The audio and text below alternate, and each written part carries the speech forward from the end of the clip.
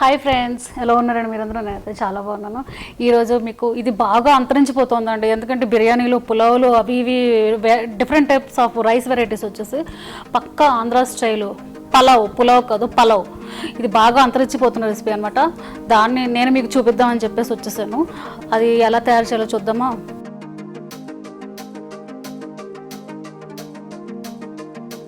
ఇప్పుడు మనం పలావ్ చేస్తున్నాం కదా ఫ్రెండ్స్, ఫస్ట్ మనం మసాలా రెడీ చేసుకున్నాం అనమాట. అదేంటంటే కోకోనట్ వేస్తున్నాను,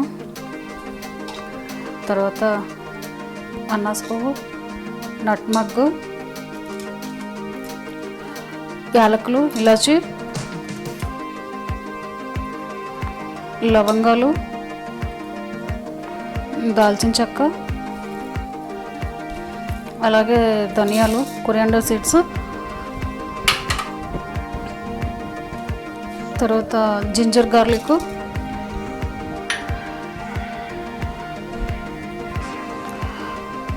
నేను ముందుగా 10 minutes నానబెట్టుకున్నాను అనమాట గసగసాలు. ఇది నానబెట్టుకోకపోతే ఏంటంటే గట్టిగా ఉండిపోతుంది, ఎంతకి పేస్ట్ అవ్వదు ఇది, అందుకని నానబెట్టుకోవాలి గసగసాలు. ఇప్పుడు దీన్ని మనం గ్రైండ్ చేసుకుందాం. ఇప్పుడు మనం అడుగు మందంగా ఉన్న గిన్నె తీసుకోవాలన్నమాట. దీనికి ఏంటంటే డాల్డా ఆర్ గీ అయితే చాలా మంచి టేస్ట్ వస్తుంది. నేను గీ వేస్తున్నాను.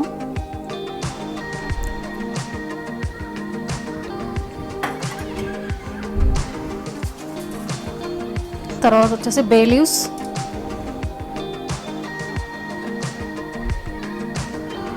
Onions, green chilli,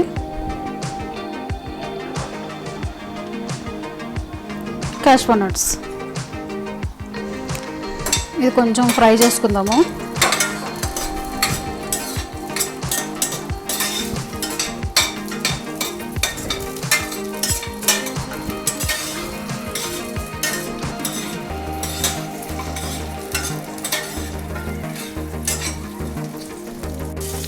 aloo, potatoes, French beans, carrot.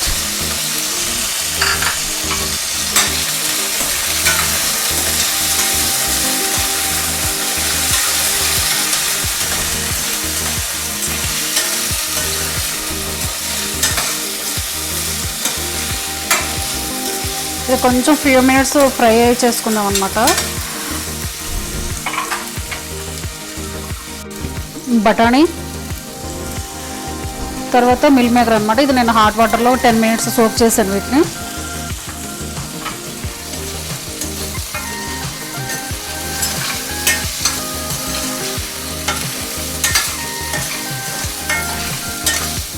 ఇప్పుడు సాల్ట్ వేసుకుందాము.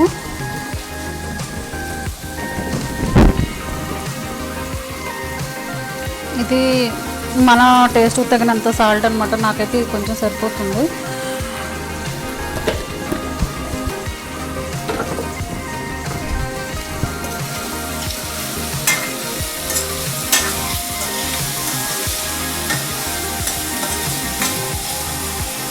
తర్వాత మనం ఆల్రెడీ ఇందాక పేస్ట్ చేసి పెట్టుకున్న మసాలా ఉంది కదా, అది వేసేసుకుందాము.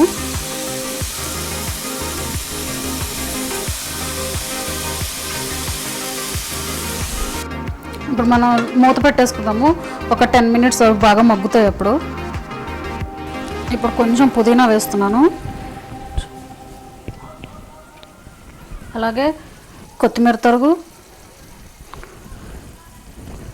నేను ఆల్రెడీ ఇది సోనా మసూరి రైస్ అనమాట, బాస్మతి రైస్ కాదు. ఆల్రెడీ దీన్ని 1 hour నానబెట్టుకుని తీసి ఇందులో వేస్తున్నాను. నేను 1.5 glass తీసుకున్నాను అనమాట రైసు.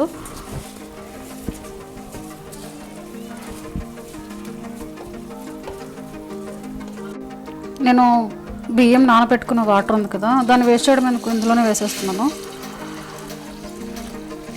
నాకు ఈ వాటర్ కరెక్ట్గా సరిపోతుందండి. ఇప్పుడు దీన్ని ఒకసారి తిప్పేసుకొని కలయి పెట్టేసుకొని పైన మూత పెట్టేసుకుందాము.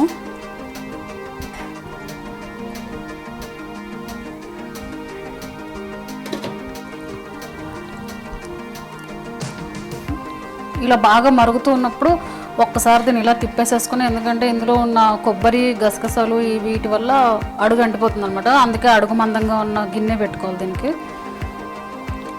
ఒకసారి ఇలా తిప్పేసుకొని మళ్ళీ మూత పెట్టేసుకుందాం. దీన్ని స్టిమ్లో పెట్టేసుకుందాము.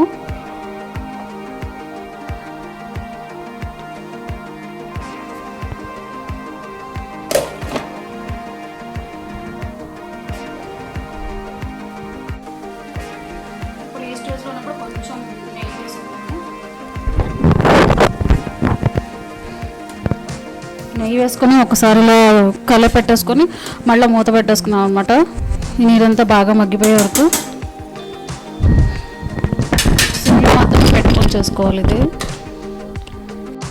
ఇప్పుడు దీంట్లో కొంచెం కొత్తిమీర తరుగు వేసేసుకొని ఒక ఫ్యూ మినిట్స్ మూత పెట్టేసుకొని పక్కన పెట్టేసుకుందాం. ఎందుకంటే ఇది అయిపోయింది, సెట్ అవుతుంది అనమాట. అప్పుడు చూసారా ఫ్రెండ్స్, మన Andhra village style pulao ready అయిపోయింది. ఇంకా దీన్ని ప్లేట్లో పెట్టేసుకొని తినేయడమే. చూసారు కదా friends, Andhra village style pulao.